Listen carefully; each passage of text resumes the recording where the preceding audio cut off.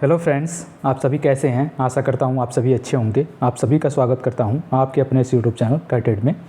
तो बहुत दिन के बाद जो है मैं वीडियो बना रहा हूं। तो इस वीडियो में हम लोग जो है यूपी पुलिस के जीके जीएस से रिलेटेड प्रश्नों का सेट देखेंगे। और ये जो प्रश्न होंगे आपके जो है घटना चक्र से रिलेटेड प्रश्न हैं। घटना चक्र के इसमें एक 10 प्रैक्टिस सेट जो दिए गए हैं आपके थंबनेल पे देखने को मिल जाएगा। इसी के जो हैं इसी बुक से जो है ये प्रश्न जो है लिए गए हैं, जो कि यूपी पुलिस कांस्टेबल री एग्ज़ाम के लिए जो है ये सेट हैं। ठीक है, इस वीडियो में केवल हम लोग जीके जीएस के प्रश्नों को देखेंगे, जो कि आप लोग को ऑलरेडी पता ही होगा कि आपके एग्जाम में जो है 37 क्वेश्चन जो है आपके जीके जीएस से रिलेटेड प्रश्न आते हैं। और ये प्रश्न जो है एकदम बिल्कुल लेटेस्ट पैटर्न पर आधारित है। जो आपका जो निरस्त एग्ज़ाम हुआ था उसी को देखते हुए ये सेट जो है तैयार किया गया है। तो आप लोग जो है इसमें अपना जो है चेक भी कर पाएंगे कि अभी तक आप लोगों ने जो है कितना पढ़ा हुआ है। तो आप जो है इस सेट को देखिएगा जीके जीएस, जिससे आपका तैयार हो जाएगा। और लगभग जो है हम लोग इसमें 10 सेट देखेंगे। तो इस वीडियो को आप लोग पूरा देखिएगा। और यदि आपने अभी तक चैनल को सब्सक्राइब अभी तक चैनल को सब्सक्राइब नहीं किया तो प्लीज़ चैनल को सब्सक्राइब कर लीजिएगा एंड बेल आइकन को प्रेस कर दीजिएगा, जिससे कि आने वाले सभी महत्वपूर्ण वीडियो का नोटिफिकेशन आपको मिल सके। तो चलिए फिर वीडियो को शुरू करते हैं, क्योंकि थोड़ा सा मैंने आज ये पहला वीडियो है इसलिए थोड़ा सा टाइम ले लिया है। तो वीडियो को हम लोग शुरू करते हैं। आप लोग जो है पूरा वीडियो देखिएगा और जो है आंसर इस पर करिएगा, ठीक है, कमेंट बॉक्स में। तो चलिए शुरू करते हैं। देखिए पहला प्रश्न आपका है, इसमें 37 प्रश्न लिए गए हैं। इसी प्रकार जो है आपके 10 सेट आएंगे। तो देखिए पहला प्रश्न, नवाब शुजाउद्दौला की बेगम का प्रसिद्ध मकबरा बहू बेगम का मकबरा निम्नलिखित में से किस स्थान पर अवस्थित है। तो आपको बताना इसमें से जो है आपका ये मकबरा जो है बहू बेगम का मकबरा कहाँ पर किस स्थान पर स्थित है। तो ये देखिए ये प्रश्न जो है आपका यूपी पुलिस में पूछा जा चुका प्रश्न है। तो आप लोग बताइए इसका राइट आंसर क्या होगा, आजमगढ़, लखनऊ, प्रयागराज या फिर फैजाबाद। तो इसका राइट आंसर हो जाएगा फैजाबाद। तो देखिए फैजाबाद, आप लोग को पता है कि फैजाबाद का जो है नाम अभी चेंज भी हो गया है। इसका नाम क्या हो गया है, अयोध्या, है ना। तो इसे भी आप लोग याद रखिएगा, क्योंकि इसका नाम जो है अयोध्या हो गया है। तो इसे आप लोग याद रखेंगे, ठीक है। तो बहू बेगम का मकबरा जो स्थित है वो आपका अयोध्या में स्थित है। अभी हम लोग फिलहाल जो है केवल इसके प्रैक्टिस सेट को देख रहे हैं। तो हम लोग इसमें जो है प्रैक्टिस सेट की मात्रा ही इसको देखेंगे, केवल आंसर और क्वेश्चन को देखेंगे। आप लोग भी इसी के अकॉर्डिंग जो है इसको देखिएगा। सभी प्रश्न जो है इंपॉर्टेंट है, तो इसको देखिएगा। चलिए अगला प्रश्न देखते हैं। अगला प्रश्न, इसमें आप लोग चेक करिएगा कि आपको कितना आता है, क्योंकि सारे इसमें जो है हर तरह से जो है इसमें प्रश्न को लिया गया है। तो बताइए निम्नलिखित राज्यों में से, यहाँ पे देखिए, निम्नलिखित राज्यों में से किससे उत्तर प्रदेश की सीमा नहीं लगती है। आपको बताना है कि किस राज्य के साथ जो है उत्तर प्रदेश की सीमा नहीं लगती है। तो आप लोग को पता होगा, अभी तक तो आप लोगों ने सारी चीज़ें पढ़ ली होगी कि उत्तर प्रदेश की सीमा जो है 8 राज्यों के साथ लगती है। 8 राज्य और 1 यूटी के साथ लगती है, ठीक है। 1 यूटी और 1 आपका कंट्री के साथ लगती है, ठीक है। तो ये भी आप लोग को पता ही होगा कि 8 राज्य, 1 यूटी और 1 कंट्री के साथ जो है इंटरनेशनल बाउंड्री जो हमारी लगती है उत्तर प्रदेश की सीमा। तो देखिए किसके साथ लगती है, तो आप लोग याद कर लीजिएगा। इसको मैं बताता हूँ अभी।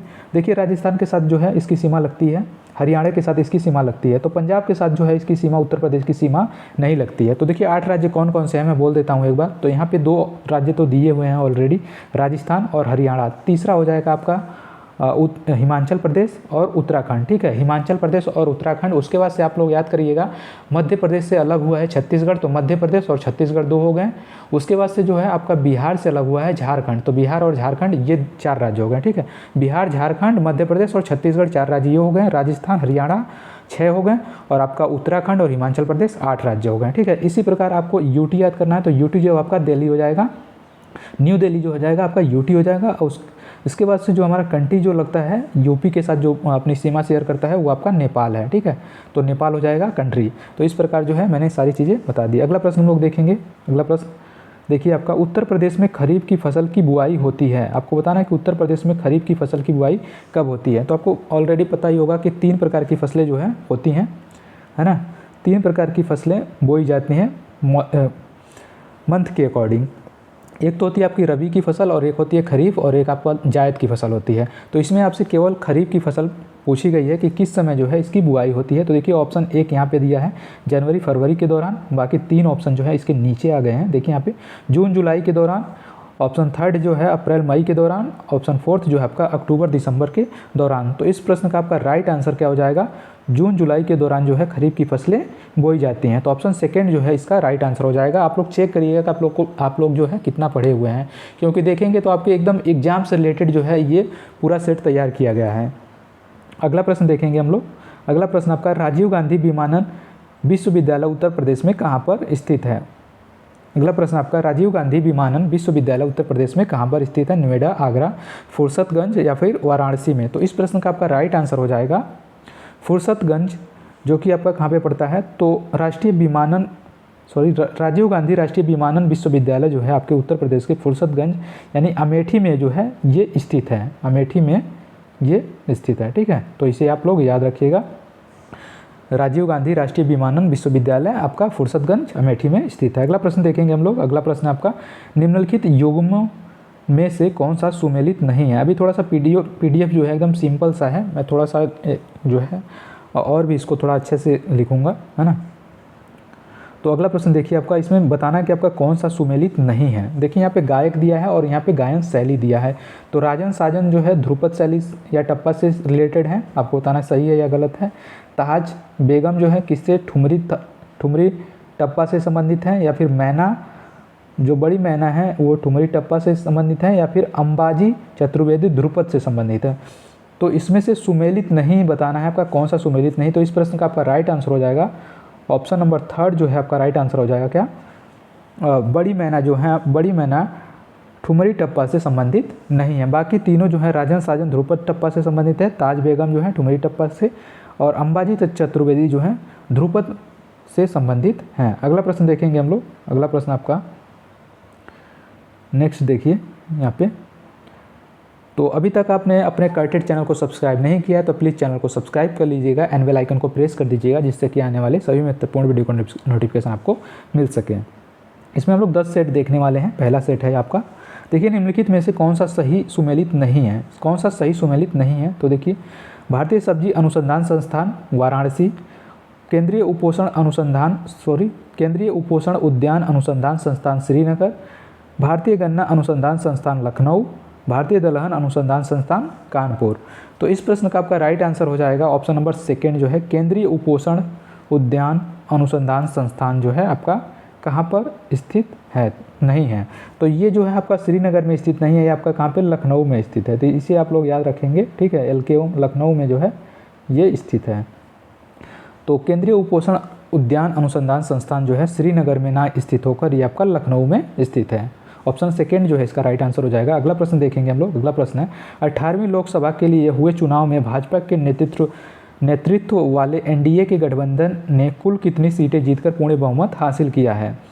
तो अभी आप लोग को पता है कि अभी हाल ही में जो 18वीं लोकसभा का चुनाव संपन्न हुआ है, तो इसमें जो है NDA की सरकार भी बनी है। तो उसी के अकॉर्डिंग बताइए आप लोग जो है पूरी बहुमत हासिल किया है NDA ने, तो कितनी सीटें जो है NDA को मिली है, NDA गठबंधन को, ठीक है। यहाँ पे NDA गठबंधन की बात हो रही है। तो NDA गठबंधन को टोटल जो सीटें मिली हैं कितनी मिली हैं, 292 मिली हैं। इसमें जो है NDA को जो मिली हैं, गठबंधन को मिलाकर टोटल जो सीटें मिली हैं वो 292 मिली हैं, और NDA को केवल मिली हैं वो 240 सीटें जो हैं NDA को मिली हैं। तो इसे भी आप लोग याद रखिएगा, केवल NDA का पूछ ले तो 240 हो जाएगा, और यदि NDA गठबंधन का पूछे तो 292 हो जाएगा, 292 हो जाएगा। अगला प्रश्न देखेंगे। एक सेकेंड हो जाइए, बस आ गया, ठीक है। अगला प्रश्न आपका देखिए, अगला प्रश्न है आपका, हाल ही में किस देश ने वर्ष 2024-26 के लिए कोलंबो प्रक्रिया की अध्यक्षता ग्रहण की है। तो देखिए ये प्रश्न जो है इंपॉर्टेंट हो जाता है, इंटरनेशनल रिलेटेड करंट अफेयर्स है ये, तो इसको भी देख लीजिए आप लोग, क्योंकि ये भारत से रिलेटेड है। तो इस प्रश्न का आपका राइट आंसर आप लोग को बताना है, चीन है, भारत है, बांग्लादेश है या फिर थाईलैंड है। तो देखिए इसकी कोलंबो प्रक्रिया की अध्यक्षता ग्रहण किया है 24 से 26 के लिए भारत ने। तो इस प्रश्न का आपका राइट आंसर हो जाएगा ऑप्शन नंबर सेकेंड, भारत। अगला प्रश्न देखेंगे। अगला प्रश्न आपका 5 जून 2024 को किसने जो है एक पेड़ माँ के नाम अभियान का शुभारंभ किया। तो आपको इसमें इसका राइट आंसर बताना है। 5 जून 2024 को एक पेड़ माँ के नाम अभियान का शुभारंभ किसने किया है। द्रौपदी मुर्मू ने, जगदीप धनखड़ ने, भूपेंद्र यादव ने, नरेंद्र मोदी ने। तो इस प्रश्न का आपका राइट आंसर हो जाएगा क्या, नरेंद्र मोदी ने। ऑप्शन नंबर 4 जो है इसका राइट आंसर हो जाएगा, एक पेड़ माँ के नाम जो है अभियान शुरू किया है नरेंद्र मोदी ने। अगला प्रश्न देखते हैं। अगला प्रश्न है, हाल ही में किस देश ने आधिकारिक तौर पर अपनी अंतरिक्ष एजेंसी लॉन्च किया? तो देखिए, जिस प्रकार भारत की स्पेस एजेंसी का नाम है इसरो, उसी प्रकार जो है इस देश ने जो है अपनी स्पेस एजेंसी लॉन्च किया है। तो इस देश का नाम आप लोग को बताना है। तो देखिए, इस देश का नाम हो जाएगा, राइट आंसर हो जाएगा आपका दक्षिण कोरिया। तो दक्षिण कोरिया ने जो है अभी अपनी स्पेस एजेंसी लॉन्च किया है जिसका नाम है कासा। ठीक है, तो इसे आप लोग याद रखिएगा। जैसे हमारे स्पेस एजेंसी का, इंडिया की स्पेस एजेंसी का नाम है इसरो, उसी प्रकार जो है दक्षिण कोरिया की स्पेस एजेंसी का नाम है कासा। तो अभी स्पेस एजेंसी लॉन्च करने वाली कंट्री हो जाएगी आपकी दक्षिण कोरिया। अगला प्रश्न देखेंगे। अगला प्रश्न आपका, मई 2024 में किस प्रौद्योगिकी संस्थान IIT के परिसर में DRDO उद्योग अकादमी उत्कृष्टता केंद्र की स्थापना की गई है? तो आपको इसका राइट आंसर बताना है कि DRDO उद्योग अकादमिक उत्कृष्टता केंद्र जो है की स्थापना की गई है IIT रुड़की में, IIT Kanpur, IIT Delhi, IIT रोपड़। तो इस प्रश्न का आपका राइट आंसर हो जाएगा option number 2 Kanpur. IIT Kanpur जो है इसने जो है मई में जो है IIT परिसर में जो है DRDO उद्योग अकादमिक उत्कृष्टता केंद्र की स्थापना की गई है। ठीक है, DRDO के द्वारा IIT कानपुर के साथ मिलकर। अगला प्रश्न देखेंगे। अगला प्रश्न आपका, तो आप लोग चेक करते रहिएगा कि आप लोग को जो है कितना आता है, क्योंकि इसमें पूरा निचोड़ लिया गया है, हर एक जगह से प्रश्न को उठाया गया है और ये जो है सेट अच्छा होता है घटना चक्र का। आप लोग इसको देख सकते हैं पूरा, और आपके एग्जाम में डायरेक्टली क्वेश्चन हो सके तो आपको यहाँ से देखने को मिल जाएंगे। अगला प्रश्न आपका, मई 2024 में स्वास्थ्य परिवार कल्याण मंत्रालय भारत सरकार ने किस खिलाड़ी को तंबाकू नियंत्रण के लिए एम्बेसडर नामित किया है? तो बताइए, तंबाकू नियंत्रण के लिए किस खिलाड़ी को जो है एम्बेसडर नियुक्त किया गया है स्वास्थ्य मंत्रालय के द्वारा? PV सिंधु को, सचिन तेंदुलकर को, साइना नेहवाल को या फिर रोहित शर्मा को? तो इस प्रश्न का आपका राइट आंसर हो जाएगा PV सिंधु को जो है अभी तंबाकू नियंत्रण के जो है एम्बेसडर नियुक्त किया गया है। किसके द्वारा? स्वास्थ्य और परिवार कल्याण मंत्रालय के द्वारा। अगला प्रश्न देखेंगे। भूकंप की तीव्रता किस उपकरण द्वारा मापी जाती है? आपको बताना है कि भूकंप की तीव्रता किस उपकरण द्वारा जो है मापी जाती है। पॉलीग्राफ के द्वारा, हाइड्रोमीटर के द्वारा, बैरोमीटर के द्वारा, सिस्मोग्राफ के द्वारा। तो आप सभी लोगों को आई थिंक जो है इसका राइट आंसर पता होगा कि सिस्मोग्राफ के द्वारा जो है भूकंप की तीव्रता मापी जाती है। इससे जो है बैरोमीटर से जो है प्रेशर मापा जाता है, हाइग्रोमीटर से जो है आर्द्रता जो है मापी जाती है, ह्यूमिडिटी, और पोलोग्राफ से जो है झूठ का पता जो है लगाया जाता है। तो चलिए अगला प्रश्न देखते हैं। तो इस प्रश्न का आपका राइट आंसर हो जाएगा ऑप्शन नंबर 4 जो है सिस्मोग्राफ। अगला प्रश्न देखेंगे। अगला प्रश्न है आपका, PC कल्चर से तात्पर्य है? तो PC कल्चर में जो है किसका अध्ययन किया जाता है आपको बताना है। इसका राइट आंसर भेड़ पालन, रेशम पालन या फिर मत्स्य पालन या फिर टमाटर की खेती। तो PC कल्चर का तात्पर्य हो जाएगा, आंसर मैंने बता दिया, रेशम पालन से संबंधित हो जाएगा क्या? PC culture. तो इसे आप लोग याद रखिएगा, ऑप्शन नंबर 2 जो है इसका राइट आंसर हो जाएगा। अगला देखते हैं। अगला प्रश्न आपका, ब्रिटिश ईस्ट इंडिया कंपनी द्वारा हिंदू विधवा पुनर्विवाह अधिनियम किस वर्ष पारित किया गया था? तो बताइए आप लोग इसका राइट आंसर क्या हो जाएगा? 1829, 1853, 1856 या फिर 1858? तो इस प्रश्न का आपका राइट आंसर हो जाएगा 1856। ब्रिटिश ईस्ट इंडिया कंपनी द्वारा हिंदू विधवा पुनर्विवाह अधिनियम जो है 1856 पारित किया गया था। अगला प्रश्न देखेंगे। अगला प्रश्न आपका, तो प्लीज़ आपने अभी तक अपने करटेड चैनल को सब्सक्राइब नहीं किया तो प्लीज़ चैनल को जो है सब्सक्राइब कर दीजिए और वीडियो को जो है और शेयर कर दीजिएगा। ठीक है, देखिए अगला प्रश्न आपका, ब्रिटिश संसद की कौन से अधिनियम ने कलकत्ता में सर्वोच्च न्यायालय की स्थापना की? ब्रिटिश संसद की कौन से अधिनियम ने कलकत्ता में सर्वोच्च न्यायालय की स्थापना की? 1861 का भारतीय परिषद अधिनियम, 1813 का चार्टर अधिनियम, 1773 का विनिमय अधिनियम जिसको रेगुलेटिंग एक्ट भी बोलते हैं, 1784 की पिट्स इंडिया अधिनियम। तो इस प्रश्न का आपका राइट आंसर हो जाएगा 1773 का विनिमय अधिनियम रेगुलेटिंग एक्ट के तहत जो है 1774 में जो है सर्वोच्च न्यायालय की स्थापना की गई थी कलकत्ता में। अगला प्रश्न देखेंगे। अगला प्रश्न आपका, रियाल किसकी मुद्रा है? देखिए यहाँ से आपका कैपिटल करेंसी से भी जो आपके प्रश्न पूछे जाते हैं, तो आप लोग कैपिटल करेंसी भी सबके पढ़ते रहिएगा जो लेटेस्ट में करंट अफेयर्स में आपको देखने को मिले। तो रियाल किसकी मुद्रा आपको बताना है, सऊदी अरब की, बांग्लादेश की, अफगानिस्तान की या फिर मलेशिया की। तो रियाल जो है सऊदी अरब की करेंसी है, ठीक है। तो आप लोग को कैसे याद करना है किसी भी कंट्री कैपिटल, तो आपको इसको CCC के माध्यम से याद रखना है। इसको पहले आपको कंट्री पता होना चाहिए, फिर आप उसकी कैपिटल, फिर करेंसी, तो तीनों आप लोग को एक साथ याद रखनी है। जैसे सऊदी अरब का क्या होता है, सऊदी अरब का रियाद रियाल हो जाएगा, रियाद जो है इसकी कैपिटल और करेंसी हो जाएगी रियाल। बांग्लादेश का हो जाएगा ढाका टका, अफगानिस्तान का हो जाएगा काबुल और इसकी करेंसी हो जाएगी अफगान। मलेशिया का क्या हो जाएगा कोलालमपुर और इसकी करेंसी हो जाएगी रिंगिट। तो इस प्रकार जो है आपको सारे याद रखने हैं। अगला प्रश्न देखेंगे, बैंकिंग निम्नलिखित में से किस क्षेत्र सेक्टर का उदाहरण है। आपको सेक्टर बताना है, किस क्षेत्र बैंकिंग जो सेवा होती है वो किस सेक्टर में आती है, चतुर्थ क्षेत्र में आती है, तृतीय क्षेत्र में आती है, या फिर द्वितीय क्षेत्र में, या फिर प्राथमिक क्षेत्र। तो आप लोग को पता है जो सेवा क्षेत्र होता है वो हमारा तृतीय क्षेत्र में जो आता है। तो आपका राइट आंसर हो जाएगा ऑप्शन नंबर 3। कृषि जो है आपकी प्राथमिक में आती है, और जो कृषि के माध्यम से जो प्रोडक्ट तैयार किए जाते हैं, खनन जो है आपका प्राथमिक क्षेत्र में ही आ जाएगा। लेकिन जो उससे यदि हम जैसे गेहूँ हमारा प्रथम क्षेत्र में आता है, उसके बाद उसके द्वारा जो हम मैन्युफैक्चरिंग करते हैं, बिस्किट बनाते हैं, तो आपका हमारा द्वितीय क्षेत्र में आ जाता है। और जो सेवा हम लोग करते हैं, जैसे एक जगह से दूसरी जगह ट्रांसपोर्ट के माध्यम से या फिर किसी और माध्यम से जो हम लोग यूज करते हैं, उसको सेवा क्षेत्र, तृतीय क्षेत्र जो है बोला जाता है। तो 3 प्रकार के क्षेत्र में सारी चीज़ें जो हैं डिवाइड हैं लगभग। तो ये हमारा इस प्रश्न का हमारा राइट आंसर हो जाएगा ऑप्शन नंबर 2 तृतीय क्षेत्र। अगला प्रश्न देखेंगे। अगला प्रश्न निम्नलिखित में से कौन सा एक यूनेस्को विश्व धरोहर स्थल है जो तमिलनाडु में स्थित है। तो देखिए इसमें से आप लोग को बताना है कि यूनेस्को का विश्व धरोहर स्थल जो कि तमिलनाडु में स्थित है वो कौन सा है। अजंता की गुफाएं, हम्पी स्मारकों का समूह, कोणार्क सूर्य मंदिर, महाबलीपुरम स्मारकों का समूह। तो देखिए अजंता की गुफाएं कहाँ पे हैं, आपका महाराष्ट्र औरंगाबाद में है, ठीक है। अजंता की गुफाएं, एलोरा की गुफाएं कहाँ पे हैं, महाराष्ट्र में है। और हम्पी स्मारकों का समूह जो है आपका कर्नाटक में है। और कोणार्क सूर्य मंदिर जो है आप लोग को पता है कि उड़ीसा में है, ठीक है। तो महाबलीपुरम का स्मारकों का समूह जो है आपका कहाँ पे स्थित है, तो ये आपके तमिलनाडु में स्थित हो जाएगा। इस प्रश्न का आपका राइट आंसर ऑप्शन नंबर 4 जो है हो जाएगा। अगला प्रश्न देखेंगे। अगला प्रश्न आपका राष्ट्रीय निर्यात बीमा खाता NIIA निम्नलिखित में से किस मंत्रालय के नियंत्रण में आता है। वाणिज्य और उद्योग मंत्रालय के, गृह मंत्रालय के, विद्युत मंत्रालय के, या फिर वित्त मंत्रालय के। तो इस प्रश्न का आपका राइट आंसर ऑप्शन नंबर 1 हो जाएगा। क्या हो जाएगा, ऑप्शन नंबर 1 जो है वाणिज्य और उद्योग मंत्रालय के अंतर्गत जो है राष्ट्रीय निर्यात बीमा खाता नियंत्रण जो है मंत्रालय के अंतर्गत जो है ये आता है, ठीक है। अगला प्रश्न देखेंगे। अगला प्रश्न आपका भारत की जनसंख्या इतिहास में किन दशकों में जनसंख्या विस्फोट की अवधि कहा जाता है। जनसंख्या विस्फोटक की अवधि कहा जाता है। इस समय जो है भारत की जनसंख्या जो है बहुत तेज़ी से वृद्धि हुई थी।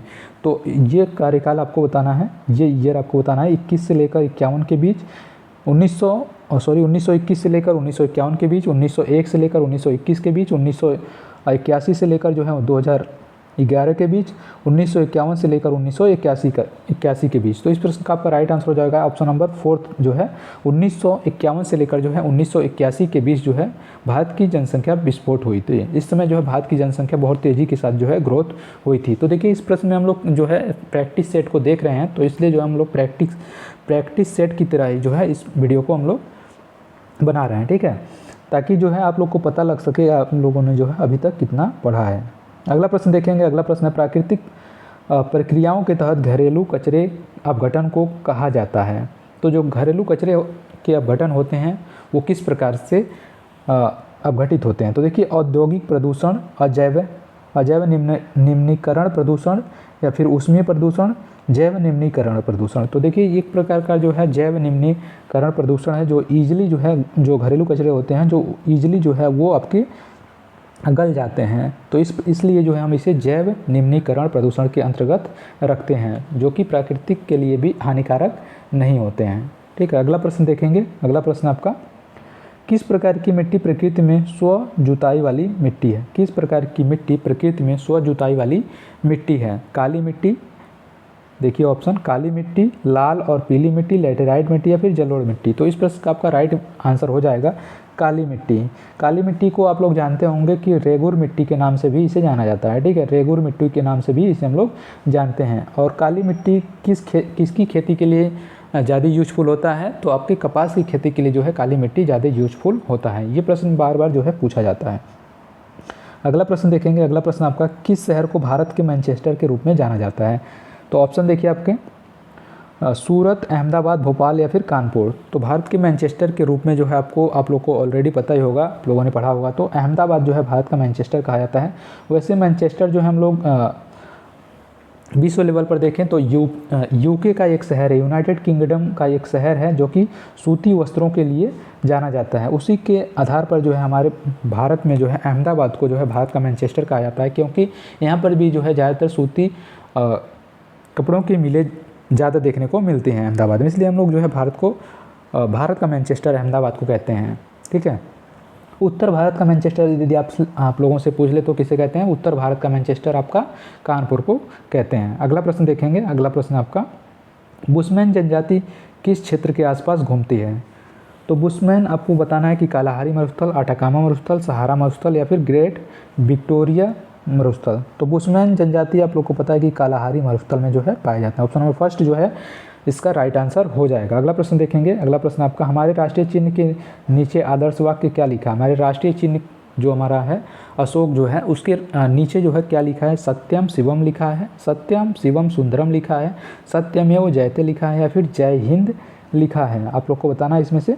तो इस प्रश्न का आपका राइट आंसर हो जाएगा सत्यमेव जयते। ठीक है। हमारे राष्ट्रीय चिन्ह के नीचे आदर्श वाक्य क्या लिखा है? सत्यमेव जयते। इसे कहाँ से लिया गया है? तो मुंडको उपनिषद से जो है सत्यमेव जयते को लिया गया है। भारत सरकार के द्वारा जो है राष्ट्रीय चिन्ह के रूप में अशोक चिन्ह को कब अपनाया गया था? तो 26 जनवरी 1950 को। इसे भी आप लोग याद रखेंगे, 26 जनवरी 1950 को जो है राष्ट्रीय चिन्ह के रूप में जो है अपनाया गया था। अगला प्रश्न देखेंगे। पुलिस द्वारा तैयार की जाने वाली लिखित दस्तावेज FIR का पूर्ण रूप क्या है? आपको फुल फॉर्म बताना है FIR का। First inquiry report, first investigation report, first interrogation report या फिर फर्स्ट इन्फॉर्मेशन रिपोर्ट।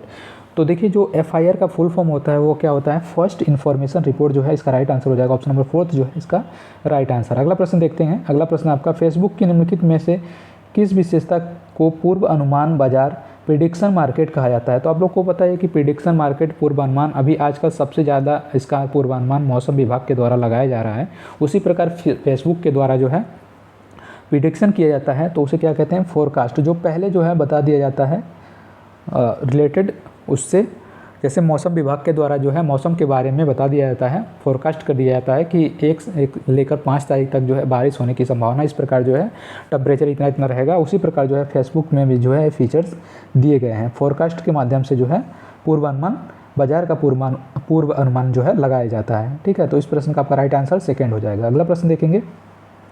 CRT का फुल फॉर्म जो है क्या है? पूर्ण रूप क्या है? अभी जैसे आपने FIR का फुल फॉर्म बताया उसी प्रकार जो है आपको CERT का फुल फॉर्म बताना है। तो इस प्रश्न का आपका राइट आंसर क्या हो जाएगा? देखिए, computer education research team, central emergency response team, combined emergency response team, computer emergency response team. तो इस प्रश्न का आपका राइट आंसर हो जाएगा क्या? ऑप्शन नंबर 4 जो है कंप्यूटर इमरजेंसी रिस्पांस टीम इसका राइट आंसर हो जाएगा। अगला प्रश्न देखेंगे। अगला प्रश्न आपका, पहली देसी भारतीय मूक फिल्म राजा हरिश्चंद्र के निर्देशक कौन थे? तो आपको बताना है जो पहली भारतीय मूक फिल्म थी जिसका नाम है राजा हरिश्चंद्र, उसके निर्देशक यानी डायरेक्टर कौन थे? तो इसके डायरेक्टर जो है आपको बताता हूँ मैं डायरेक्ट, दादा साहब फाल्के जो हैं इसके डायरेक्टर थे। तो इस प्रश्न का हमारा राइट आंसर हो जाएगा ऑप्शन नंबर 3। अगला प्रश्न देखेंगे। अगला प्रश्न आपका, कौन सा दिन मधुमेह दिवस के रूप में मनाया जाता है? तो बताइए आपका इसका राइट आंसर क्या हो जाएगा? 14 नवंबर, 14 सितंबर, 14 फरवरी या फिर 14 मई। तो इस प्रश्न का आपका राइट आंसर हो जाएगा 14 नवंबर। ठीक है। विश्व मधुमेह दिवस कब मनाया जाता है? तो 14 नवंबर को मनाया जाता है। अगला प्रश्न देखेंगे।